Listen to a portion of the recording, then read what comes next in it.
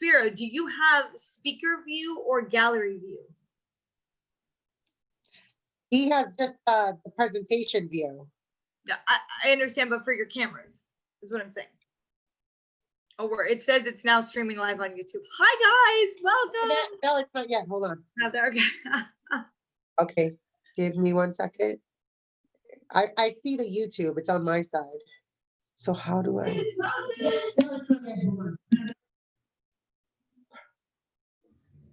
There's that delay. Perfect. We got it. Hi everyone. Oh my goodness. After a little bit of technical difficulties, we have just decided to broadcast this live on YouTube today and present this webinar to you. We wanted to do a live webinar, but unfortunately, as to the state of the world, we were hacked. And so we're back now, just going to straight out broadcast this. Feel free to put in the comments where you're from, why you're interested in the industrial hemp resin program. If you're watching this at a later date, please feel free to comment, and we'll always get back to you. But I wanted to present to you, first of all, myself. My name is Sarah Williams, and I'm president and founder of Hemp for Healthcare in Alaska.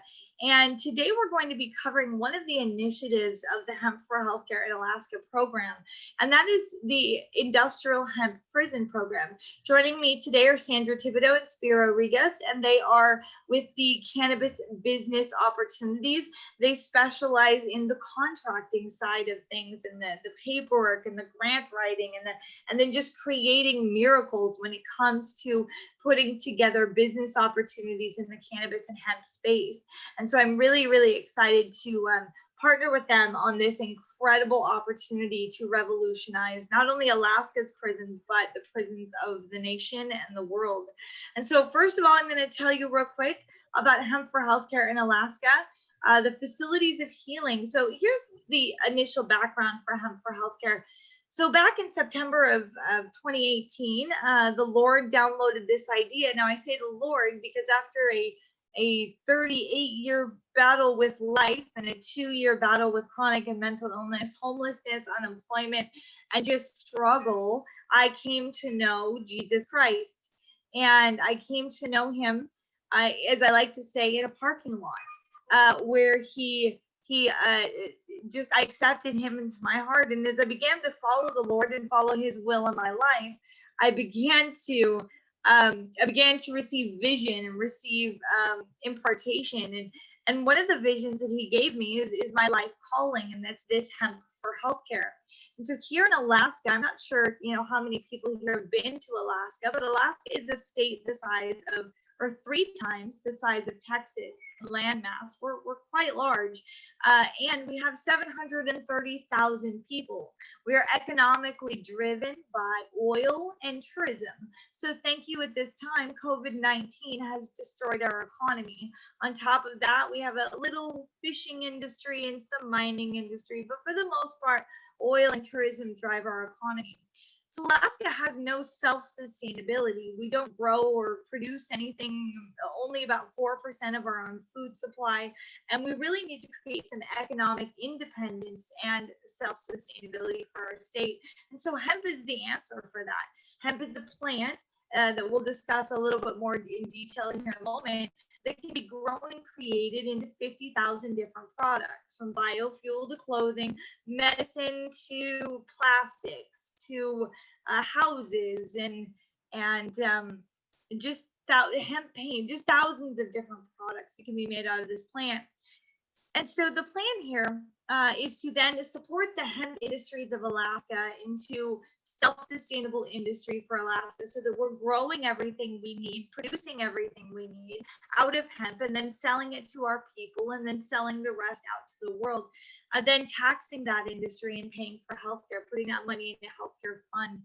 Then we process those products, we sell them on hempforhealthcare.com, and that will be, is beginning to be and will be one day an Amazon of hemp products, where you can go and purchase your hemp products for your family, and then the profits from that website will go towards this healthcare fund as well, these healing facilities.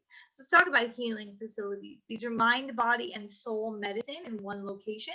This is an opportunity for doctors to practice medicine based on what is good for the patient, not based on what the insurance companies will pay for.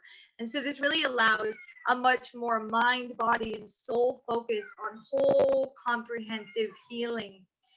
And so then the second piece is what we're going to discuss today, which is the Industrial Hemp Prison Program for Alaska's prisons. We're going to go over that today. Healing inmates one hemp plant at a time. And finally, the hemp houses for the homeless. Building houses completely out of hemp, from the hemp crate to the hemp insulation, to the hemp wood, to the hemp paint on the walls, the carpet and the mattresses, and all things inside the house can be made out of hemp. And then placing individuals with no income or low income into these houses with a focus on recovery. So that's the overall initiative plan for what Hemp for Healthcare in Alaska stands for. When you make purchases at hempforhealthcare.com, you fund this initiative. So it is true that only hemp is the only hope Alaska has for a better future. And so let's move on to the team. Sandra, would you like to speak briefly about cannabis business opportunities? Yes, thank you, Sarah. Good afternoon, everyone. My name is Sandra Thibodeau. I'm with Cannabis Business Opportunities, the CEO. Cannabis Business Opportunities is, like Sarah said, we are contracting and procurement company. We are true pioneers in the procurement and supply chain field for the industrial hemp, the legal marijuana industry here in the U.S. We've been operating since 2016, and we are very much involved in government marketing, sales, and policy making. My background is stems from working with the federal government for over 14 years. So when I saw the program that Sarah is going to propose to you all, I jumped on it to create a thesis for the government on what industrial hemp opportunities for the DOJ. But even though I wrote that thesis for the DOJ, it really could be applied to any private institution, state institution, or federal institution. So we are here supporting her in this conceptual program proposal. Excellent, perfect. All right, so why hemp? Why hemp, right? Like, why? It's just a plant, it's got a leaf.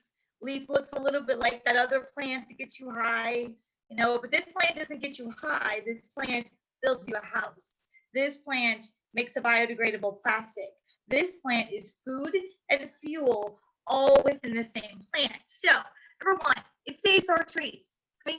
Deforestation is a massive problem all over the world, right? It's a worse global pandemic than the COVID at the moment. Okay, it's a big problem, and so we have cut down trees to do everything from provide school paper for our children, for toilet paper for wiping our butts, for everything. And so hemp is paper, right? Hemp can be made into durable and long-lasting paper, but what's even better is that each hemp plant saves the lives of about 12 trees. It's about that kind of a ratio. So 1 acre of hemp will produce as much fiber production as up to 4 acres of trees. It's quite amazing. So next, it helps eliminate toxins. Hemp does not need pesticides or herbicides to grow. It is a strong plant, but it also it's a phytoremediation plant, so it will pull out chemicals from your soil. It will also pull out chemicals and carbon emissions from the air at a rate that is 4 times stronger than trees. So hemp really is built to save our planet at such a time as this. Next, it's used to make biodegradable plastics. When you go to hempforhealthcare.com, you'll see we have hemp straws, hemp drinking straws that are biodegradable. There are websites such as hempplastic.com that will be able to make every plastic thing you can think of out of a biodegradable plant-based hemp plastic product, right? So it's time that we stopped plastic pollution and we bought hemp and used hemp instead. Pesticide resistance, look, pesticides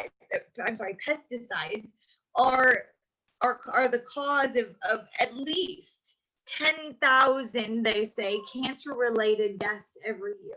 I know 10,000 is not a lot, but think about all the other health issues that are related to just putting chemicals on your food before you eat it. Hemp doesn't have that problem.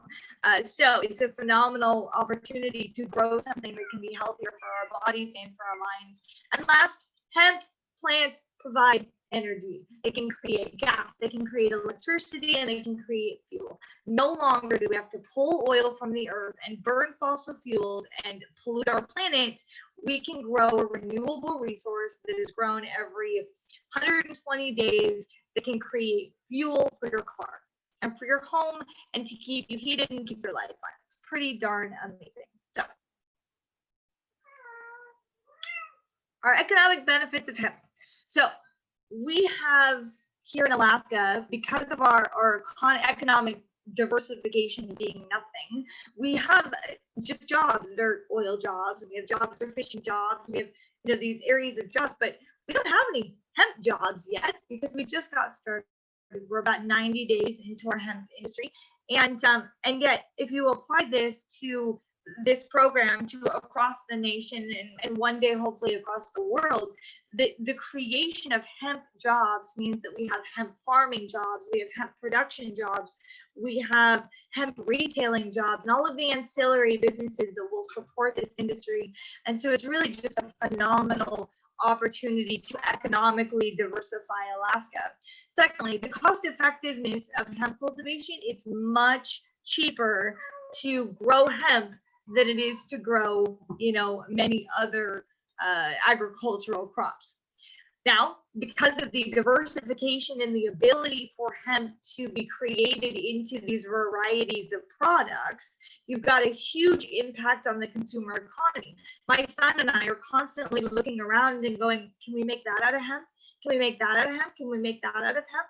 And the more things we can make out of the hemp, the more hemp we grow and the better for our planet and our people. Last, Alaska needs economics. Well, second to last. We need economic self-sustainability and economic independence. We need to take care of ourselves. The truth is outside of our borders, we can't trust what's going on out there. We don't know. We just can't trust it. We can't depend on it. We can't count on it to take care of us any longer. We must turn inward. We must look at each other and say, friends, brothers, sisters, let's work together on creating an economically strong, diverse, and independent Alaska, and hemp can do that. All right, so let's move on to the program proposal. Now that we've set the foundation, let's talk the prison opportunities with industrial hemp. All right, so the program description is the main objective is to rehabilitate members of the prison population through a 4-phase program that involves cultivation, processing, and manufacturing, distribution, and retailing of industrial hemp. The whole seed to sale process from the backyard of a prison, population. That's the plan. So here's the little benefit. The Alaskan people and the economic independence and self-sustainability of Alaska's economy.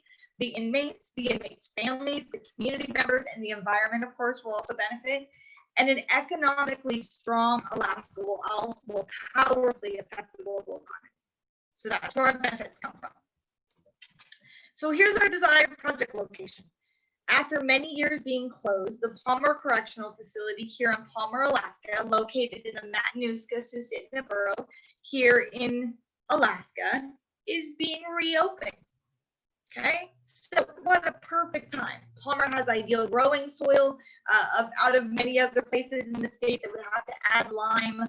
Palmer just doesn't have that necessary need. It's got a pH that will grow hemp very well. Not to mention here in the Mat-Su Valley, we are a borough of about 26,000 square miles. So we have so much space that's much farmland to be able to create this infrastructure within the prisons, and the prison system could buy from local farmers to be able to process the products that they're seeking to process. So it's an ideal location. At the Palmer Correctional Facility, we have farmable acreage of currently 10 to 12 acres, but lots more available if we simply cut down some trees.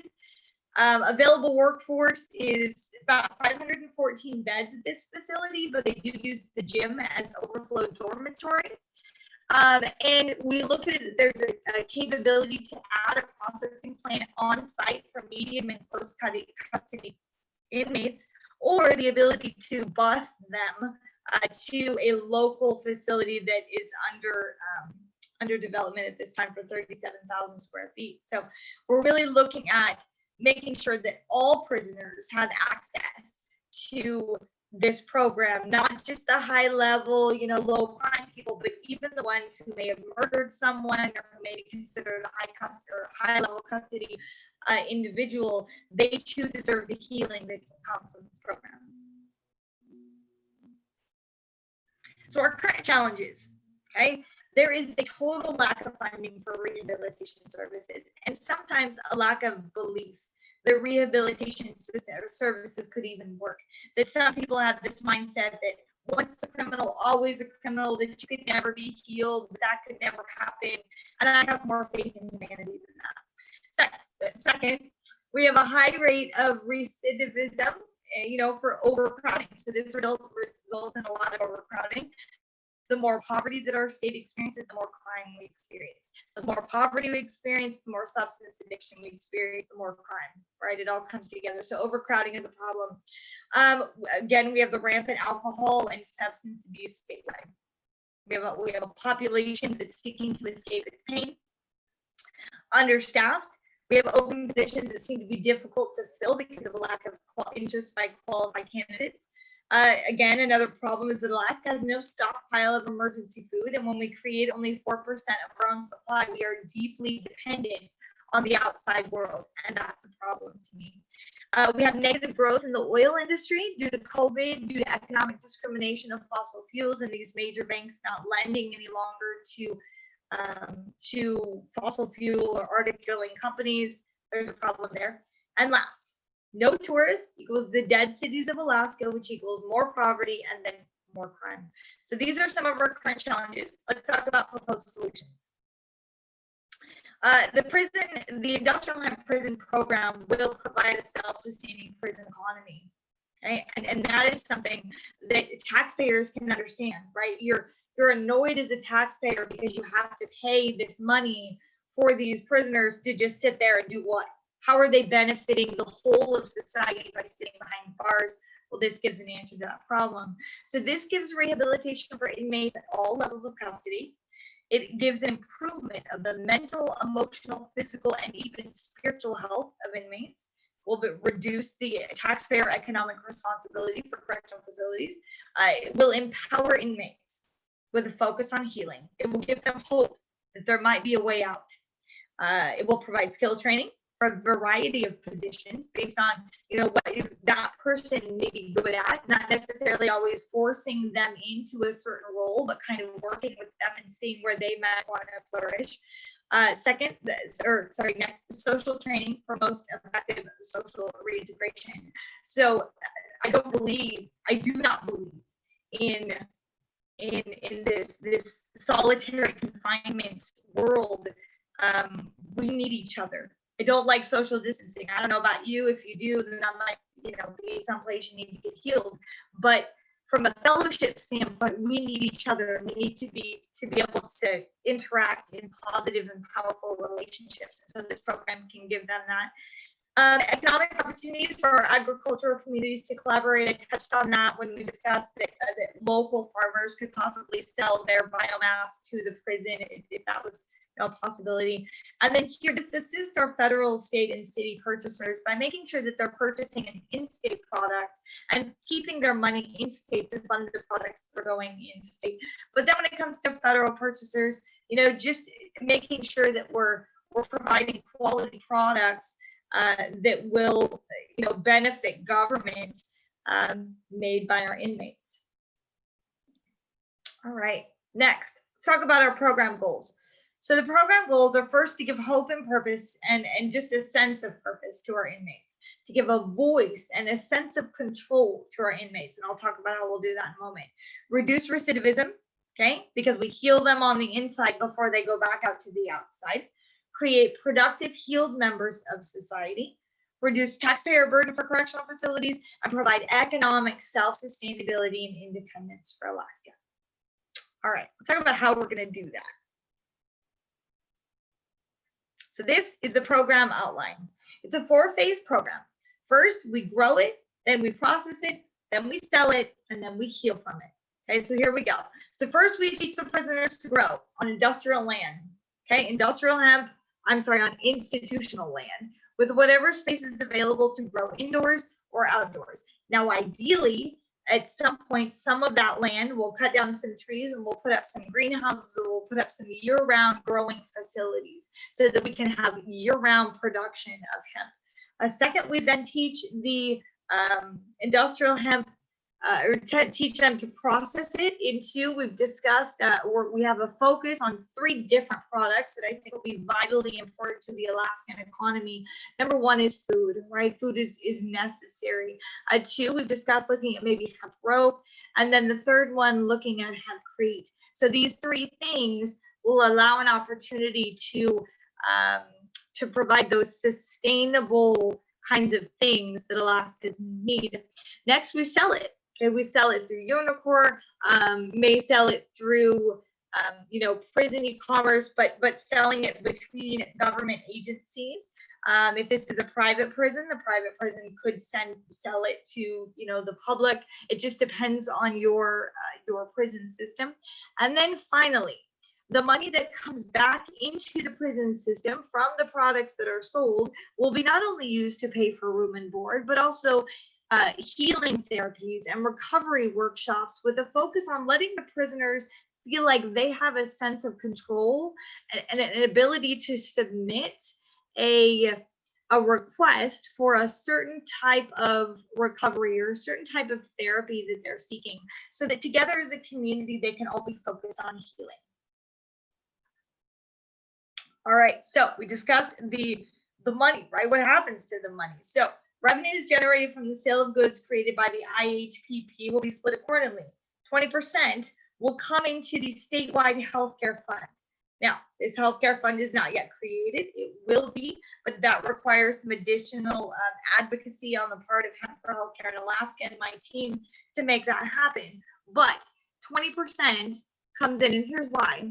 The prisoners, they committed a crime. They violated societal rules. So they should have to pay a price. I understand that. So take that price, 20%, stick it in that healthcare fund, and that healthcare fund pays for healthcare for all of the people on the outside. Okay, that's good. The last part then is the 80% is returned to the correctional facility that created that product, whatever that product was. Like I mentioned before, these funds are used for room and board and continued production needs, maintenance on the buildings, things like that. All right, speaking of our cost overview, Sandra, did you want to discuss this one? Yeah. So the main costs is really going to be concerned with whether the private, the state, or the federal penitentiary, what their existing assets looks like in terms of equipment or supplies that they already have. Also, it's going to be very dependent on what they want to focus growing for. Are they going to want to focus growing for grain? Are they going to want to focus on growing for fiber to produce textiles and uniforms, etc., stuff of that nature? Or are they going to grow to create bioplastics, which you could get, you could get all 3 depending on the genetics out there. There are dual genetics out there, but really each of those product lines is going to require a refining system, a decortication system, a powder system. And that is really what the initial cost for these penitentiaries will look like, especially if they don't have some of the required equipment. So for example, the genetics is not a big deal when you're dealing with industrial hemp. You're looking at, say, $15 per pound for a fiber genetics called Tigra. You need about 30 to 60 pounds per acre. So really, it also depends on how many acreage the penitentiary has access to as well. And I just wanted to share what an average decortication system looks like. You could spend as low as $645,000 for a decortication system, all the way to $2 million. It just all depends on the quality, where you're sourcing this from, and if you're making it, if you're grouping them all together, if you're making it from the ground up, or if you're buying a complete system. The cortication system is used to separate the fiber from the core of the hemp stalk, that is then used to break down further and refine further into a powder, or hemp hurd to make building materials. A powder system is what's going to be needed if the penitentiary wants to make bioplastics. And that is a more expensive system. And we're looking at like over $1 million investment for a powder system. If you wanted to refine into fiber to produce, textiles and clothing, that starts at $420,000 and could go up depending, again, quality, where you're sourcing, stuff of that nature. A chip core wood system is used if you wanted to make certain building construction material like wood and stuff of that nature. And that starts about $155,000. So really the penitentiary's upfront capital cost will be dependent on acreage, current equipment that they have, supplies, but then it's going to be really the processing equipment that's needed to get the hemp refined into that final product that they're going to be using. So would you say it's safe to say that we could, we could put an estimated 3 to 5 million, and that would be able to, be a solid start? Yeah, so $3 to $5 million, especially if the federal or state government was to procure it, they wouldn't have to spend that much. It would be half of that, and that would be, 5 million. You're looking at all those systems in one. You could build a complete system to produce your fiber, your hurd, and even the dust that's needed for bioplastics. That would be, so 5 million. If that was a private penitentiary doing sourcing like regular, the way that the regular industry does sourcing, not strategic, not with any kind of mythology behind it, you're looking at like, yeah, $5 million Okay, startups. So, good. but Sounds good. Thank you. Mhm. All right. So, do you want to continue with this one, or do you want me to cover it?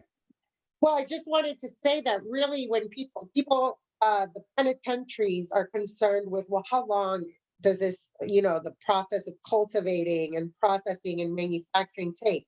And honestly, the cultivation is anywhere from 75 to 120 days, right? Because depending on the genetics and what you're growing for.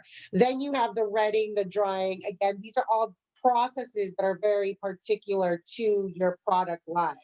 The processing and harvesting for fiber is different than for grain, is different than if you were to grow CBD flowers. And then on top of that, you actually have the processing, which then is different if you're processing into fiber for textile or dust or hurd. So that's all dependent on what the penitentiary is looking to do.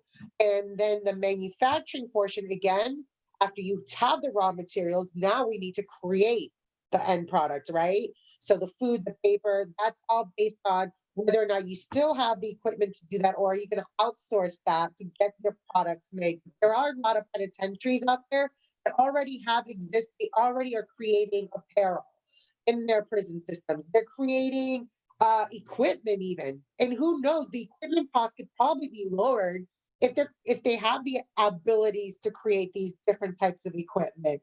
So really, it all just depends on which type of penitentiary wants to pilot this program, whether it's private, state, or federal, because each of those have appropriated funds differently based on laws and stakeholders.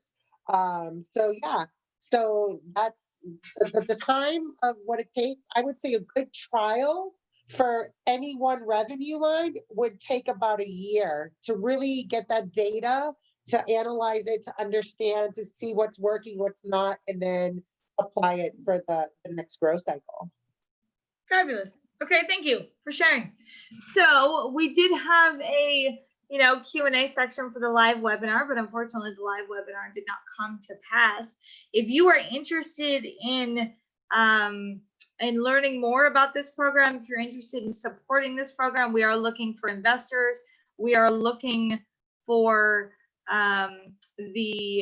we're looking for the visionary minds that can grab this idea and go, yes, that is amazing. Now let's implement it. Let's do it.